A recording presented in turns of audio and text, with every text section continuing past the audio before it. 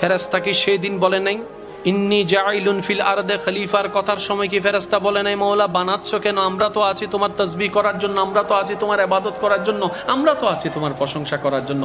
রব কি বলেছিলেন শেষ অংশে? ইন্নী আ'লামু মা লা তা'লামুন, আমি যা জানি তোমরা তা জানো না।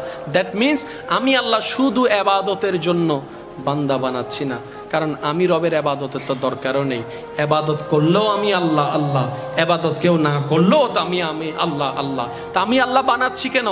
বলে যে শুধু একমাত্র এই প্রেমের বন্ধনটা, মোহাব্বতের পাগলামিটা দেখার জন্য। কথাটা অনেকে আবার অন্যদিকে নিয়ে যাবেন, সেজন্য আমি একটু ক্লিয়ারিফাই করছি।